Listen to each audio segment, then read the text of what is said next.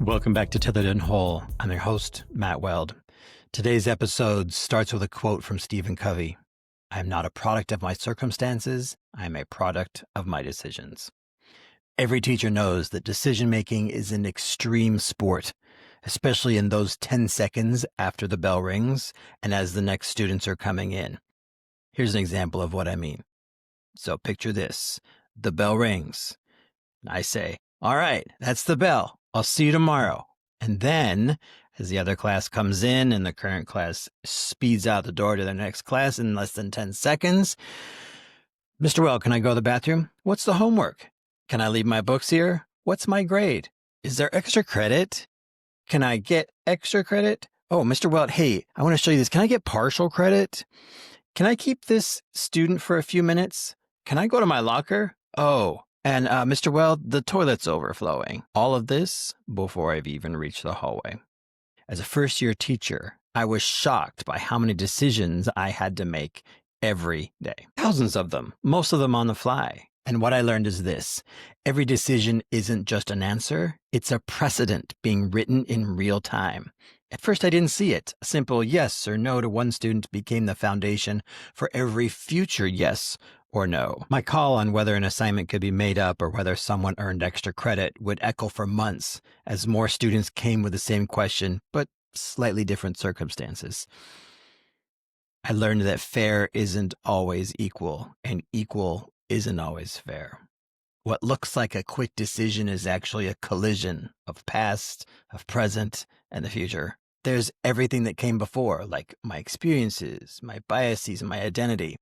Was I raised to be a rule follower, a people pleaser, someone who avoids conflict?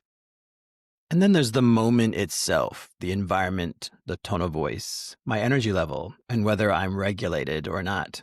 And finally, there's the aftermath. Will this decision come back around?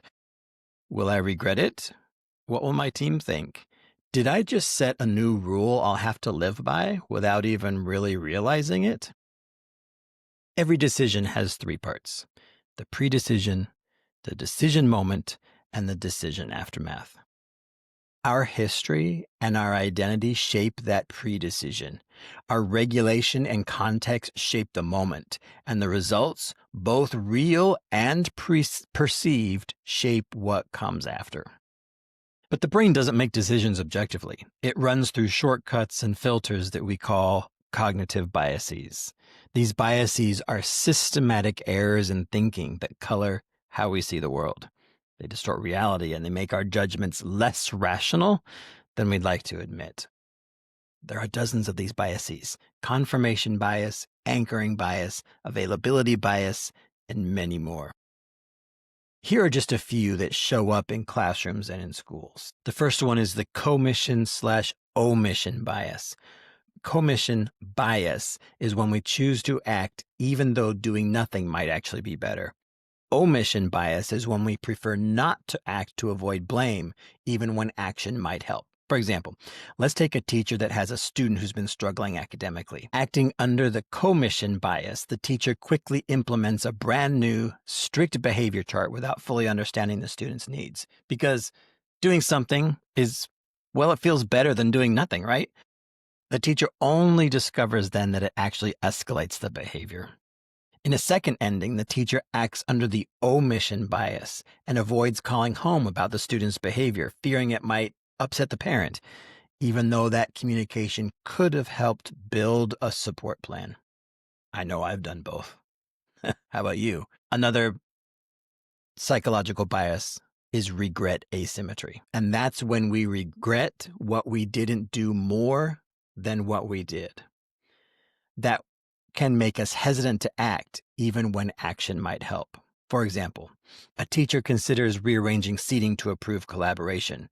They want to try a new seating structure, but think, if I change seats and it gets worse, I'll regret it. So they leave the students where they are, even though the current arrangement isn't working well and trying something new might actually help.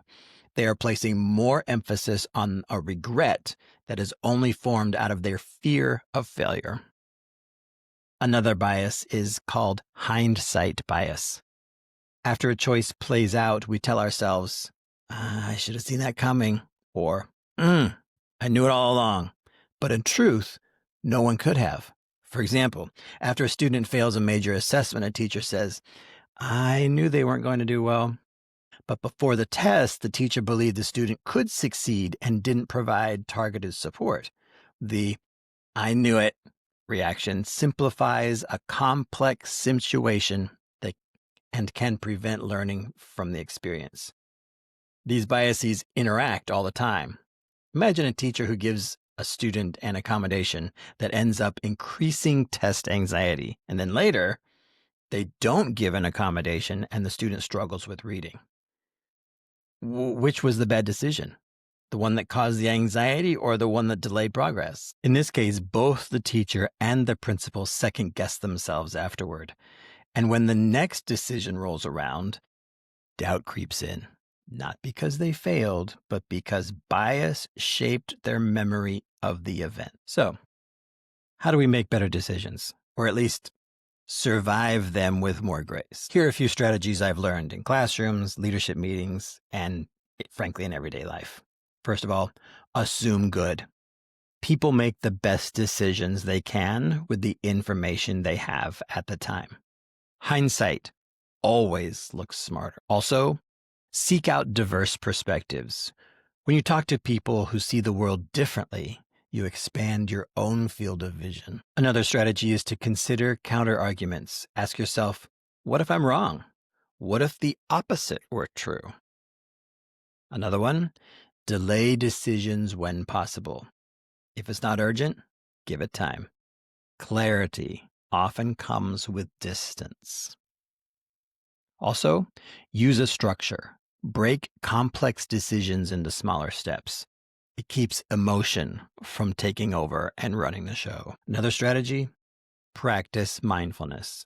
Being present helps you recognize when bias or emotion are actually driving the wheel. Another strategy you can use is to add the word unless. I'm saying yes unless new information comes up. That one word builds flexibility and grace into your decision-making progress. And then what about the decisions that don't go well? The ones that bring regret, shame, or guilt? We can't escape them, but we can reframe them. Every decision teaches us something. Sometimes it's what works. Sometimes it's what not to repeat. Either way, it's building wisdom. Stephen Covey's quote comes full circle here. I'm not a product of my circumstances. I'm a product of my decisions. We can't control every circumstance as much as we'd like. The interruptions, the biases, the bathroom floods. But we can control how we respond. Each decision, big or small, becomes part of our story. And maybe the goal isn't to make perfect decisions, but to make conscious ones. Ones that align with our values, compassion, and humanity. So as you walk into this week, notice your decision moments. Pause before answering. Breathe before reacting. And when you get it wrong, because you will, offer yourself grace. Because, friends, you're not just making decisions. You're shaping who you become through your decisions. Until next time, stay tethered and stay whole.